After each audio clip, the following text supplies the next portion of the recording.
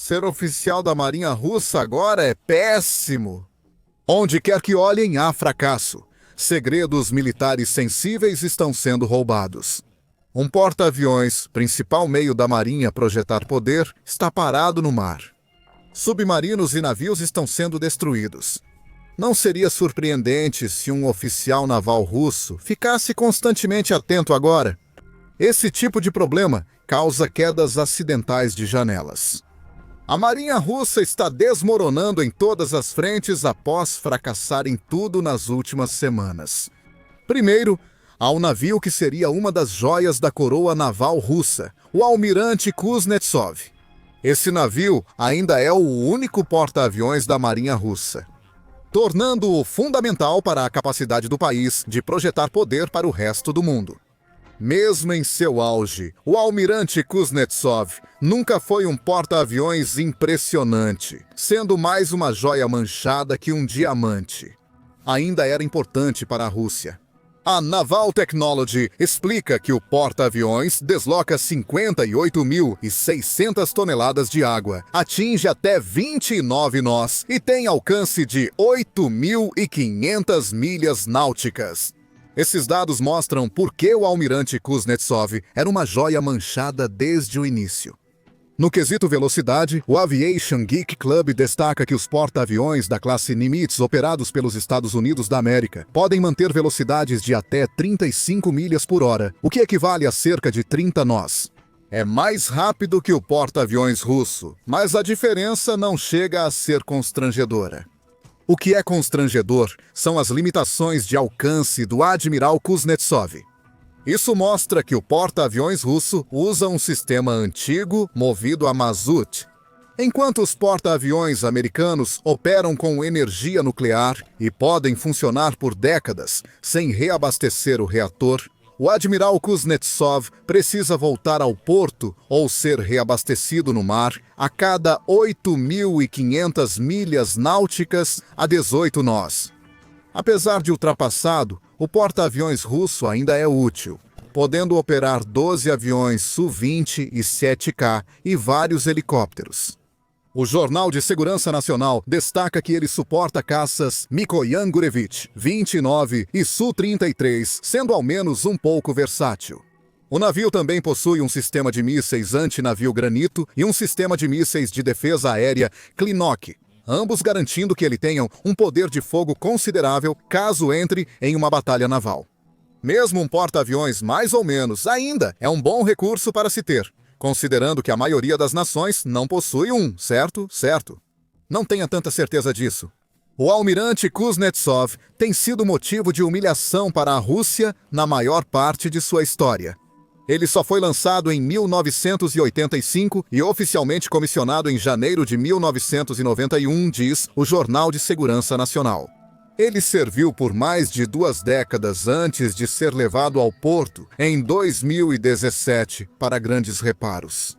Os reparos não foram concluídos. O único porta-aviões da Rússia permanece no mesmo lugar há 8 anos. E, sinceramente, é melhor assim. O Almirante Kuznetsov teve uma carreira repleta de desastres durante seu serviço. Houve problemas de financiamento. Ser comissionado em 1991 não garante que o Almirante Kuznetsov estava em uso. O navio só ficou totalmente operacional em 1995, mas operar era tão caro que as operações eram raras.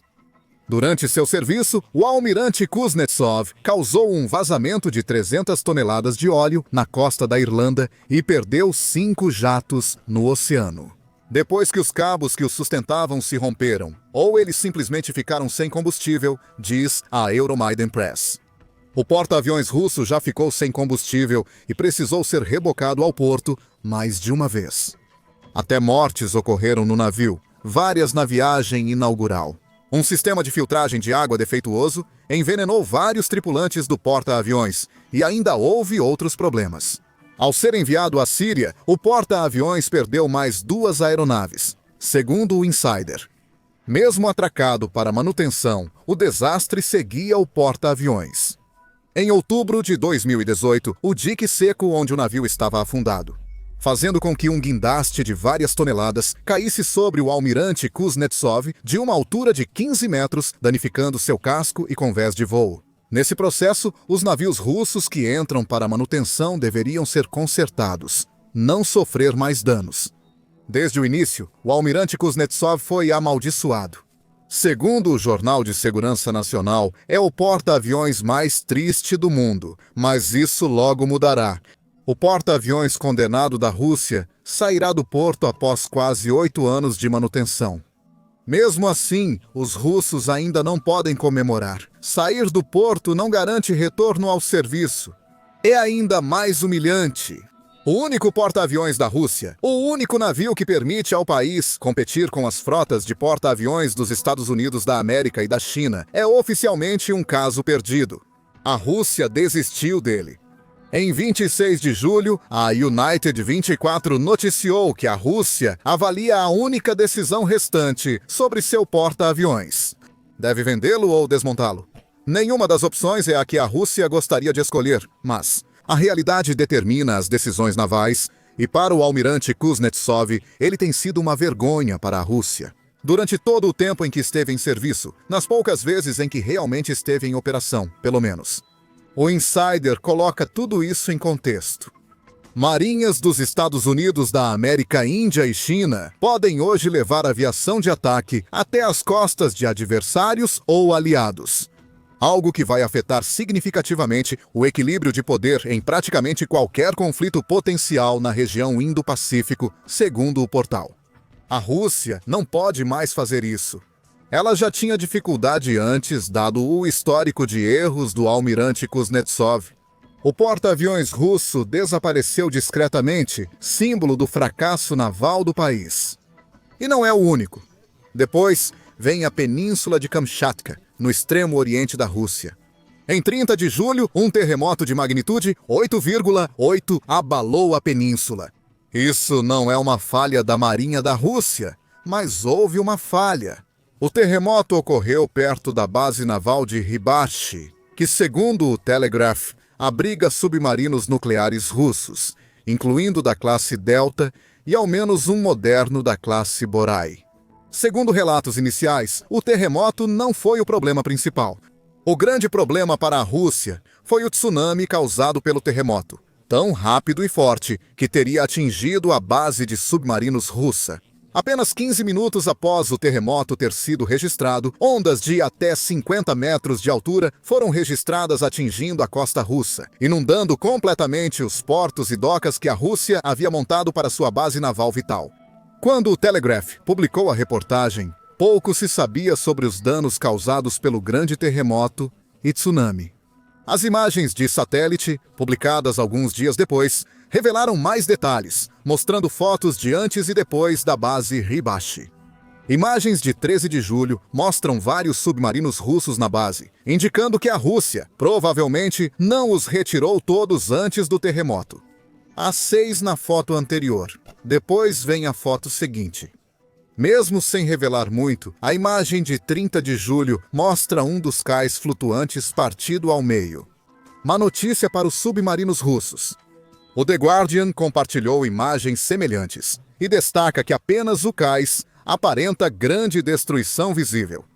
A expressão é usada porque a superfície não é o principal motivo de preocupação da Rússia. De acordo com a Euromaidan Press, a Academia Russa de Ciências revelou isso. A porção sul da Kamchatka foi tão drasticamente afetada pelo terremoto de magnitude 8,8 que se deslocou impressionantes 20 metros para sudeste. Apesar de parecer pouco, uma mudança tão grande pode danificar pires, estruturas de concreto e até bases navais que abrigam submarinos nucleares importantes da Rússia. A dimensão dos danos do terremoto de Kamchatka talvez nunca seja totalmente conhecida. A Rússia não vai contar para ninguém. O que está claro é que a própria Mãe Natureza surgiu para dar um golpe na Rússia com um desastre natural. A Cable News Network destaca que a Rússia errou ao concentrar muitos submarinos nucleares em uma base só. Foi uma medida de corte de custos, afirma o analista da Cable News Network Michael Peterson. Pode ser uma decisão que voltou a prejudicar a Rússia, E sobre submarinos, a Rússia lançou um novo. Esse submarino provavelmente navega pelos oceanos, sendo uma ameaça nuclear secreta ao mundo. A expressão "deve estar" é usada pois, provavelmente, qualquer operação para esse submarino já foi cancelada. Por quê? Um grande vazamento de dados militares revelou à Ucrânia e outros detalhes sobre o novo submarino da Rússia. A Rússia preferiria que o mundo soubesse só o básico. O novo submarino é o projeto 955 Aboreia, nomeado Nias Pozarsky. Foi criado como modelo para uma frota de submarinos que fortalecem o braço naval da tríade nuclear russa.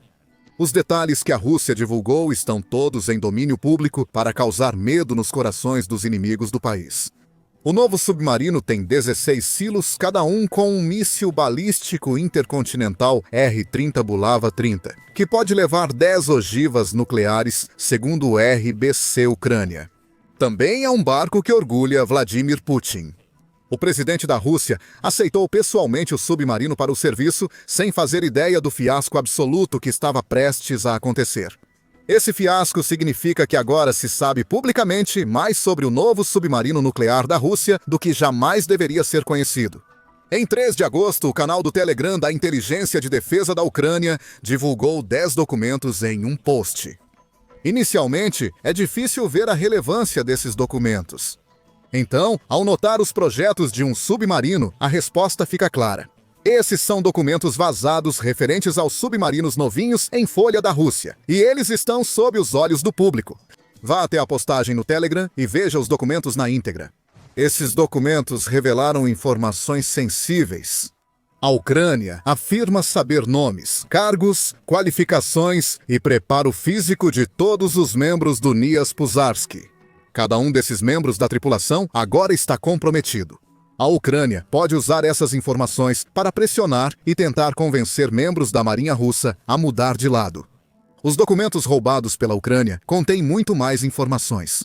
Ucrânia agora possui as instruções de combate da tripulação do Nias Pozarsky. Inclui diagramas de combate de submarinos, detalhes dos sistemas de sobrevivência e instruções para procedimentos operacionais da tripulação. A Ucrânia obteve os cronogramas diários do Nias Pozarsky, descobrindo detalhes de locais e horários planejados. Agora entende-se o uso de supostamente. A Ucrânia pode não ter divulgado tudo dos documentos vazados. Seus serviços de inteligência podem estar retendo ou compartilhando mais informações apenas com aliados. O novo submarino nuclear da Rússia está em risco até que a tripulação seja trocada e um novo cronograma criado. Mesmo assim, a Ucrânia agora conhece os pontos fracos do submarino. Isso pode indicar que Estados Unidos da América, Reino Unido, França e outros aliados da Ucrânia também conhecem esses pontos fracos. Muita especulação surgiu sobre como a Ucrânia realizou esse grande vazamento quando foi revelado. A Ucrânia infiltrou um agente secreto na Nias. Pozarsky, membro da tripulação cooptado pela Ucrânia, roubou o documento e fugiu, causando o vazamento. Nenhuma dessas opções parece ser o caso. Segundo o Telegraph, em 10 de agosto, a Ucrânia obteve documentos confidenciais do Nias Pozarsky. Graças à sua experiência crescente em uma área pouco noticiada da guerra da Ucrânia, o campo de batalha cibernético. Hackers ucranianos invadiram sistemas de submarinos russos e roubaram documentos. Isso é um grande golpe psicológico para o Kremlin. Segundo Maxim Starkak, especialista em política nuclear russa. Ao Telegraph, ele afirma: é um grande golpe para o Ministério da Defesa russo e suas capacidades nucleares. Como não pode garantir o sigilo de seus planos, missões e operações? Talvez esses planos nunca tenham sido tão secretos quanto a Rússia queria.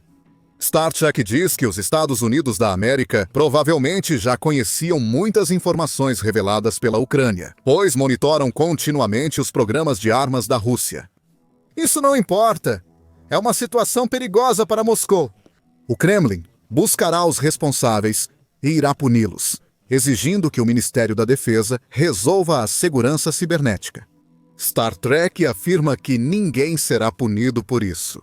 Ou, mais precisamente, janelas abertas se tornarão muito perigosas para membros das Forças de Defesa Cibernética da Rússia, que deveriam impedir tais invasões. Esse é mais um fracasso naval russo para a conta. A Ucrânia demonstrou a eficácia de seus hackers, a necessidade de a Rússia reforçar a cibersegurança e revelou o que foi preparado para o novo submarino nuclear russo. Isso é impressionante! Mas será que supera cancelar um desfile inteiro de autopromoção por causa de um drone? Em 2017, Putin instituiu o desfile anual do Dia da Marinha da Rússia com uma ordem especial.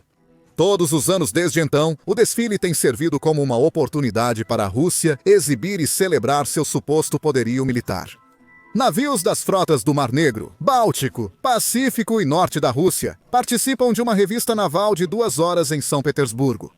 Desfiles menores também ocorrem em bases navais pela Rússia e na Crimeia ocupada. Putin geralmente está presente. Fotos da BBC na 29ª edição do desfile mostram do que se trata. Os navios estão enfeitados com bandeirolas festivas e os oficiais navais estão vestidos com trajes cerimoniais completos. Helicópteros participaram do espetáculo durante a versão da Crimeia do desfile naquele ano, assim como os fuzileiros navais russos, que foram fotografados disparando suas armas para o alto enquanto marchavam. O desfile de 2025 deveria manter o mesmo padrão. Não seria tão grandioso quanto a versão de 29 ou outros desfiles do Dia da Marinha da Rússia, mas isso é compreensível. A frota do Mar Negro estaria ausente, com a Rússia alegando envolvimento na guerra da Ucrânia. Mas, na verdade, a Ucrânia destruiu cerca de 40% da frota com drones e mísseis. Mesmo sem a frota, a multidão se reuniria em São Petersburgo e Putin supervisionaria os acontecimentos. Mas isso não ocorreu. Poucas horas antes do desfile acontecer, a Rússia anunciou que estava cancelando todo o evento por motivos de segurança. Segundo a France 24, que divulgou a explicação do porta-voz do Kremlin, Dmitry Peskov. Tem relação com uma situação geral, afirmou Peskov em uma declaração tão vaga quanto outras. Razões de segurança são de extrema importância, acrescentou Peskov. Depois, Putin tentou esclarecer dizendo que, em 2025, a Rússia celebrará o Dia da Marinha em clima de trabalho. Isso não pareceu importar para as autoridades de São Petersburgo, que disseram não ter recebido justificativa para o cancelamento do desfile. Simplesmente foi cancelado. Fim de papo.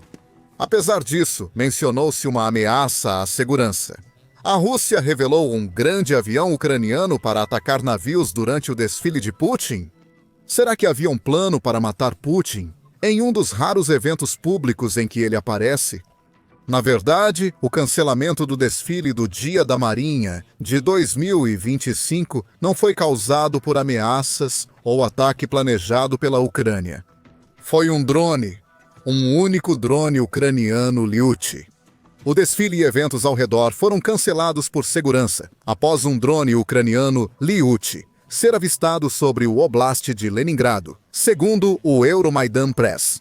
Como não houve acertos confirmados, ucranianos provavelmente só voaram um drone perto e deixaram a Rússia cancelar o desfile sozinha, sem conseguir interceptar possíveis ameaças aéreas. Nada expõe melhor o suposto poder naval da Rússia que isso. O desfile mostraria alguns dos maiores e mais poderosos navios de guerra da Marinha Russa. Muitos deles estão equipados com defesas antiaéreas que, teoricamente, deveriam ser capazes de destruir drones com facilidade. Ainda assim, a Ucrânia cancelou o evento com só um drone, que apenas sugeriu um ataque maior. A Rússia ficou tão aterrorizada com um único drone que seus navios se afastaram da celebração por ordem de Putin. Esses foram só 4 incidentes. Todos ocorreram em uma semana, do fim de julho ao início de agosto. A Rússia ainda parece ter uma das marinhas mais perigosas do mundo? A evidência desses dias sugere o oposto, pois sucessivas humilhações deixaram a liderança naval do país perplexa. O pior é que essa semana difícil é o menor dos problemas da Rússia no Mar Negro. A Ucrânia destruiu a marinha russa, tornando-a irrelevante na guerra. Assista ao nosso vídeo e inscreva-se no The Military Show para acompanhar as últimas calamidades navais da Rússia.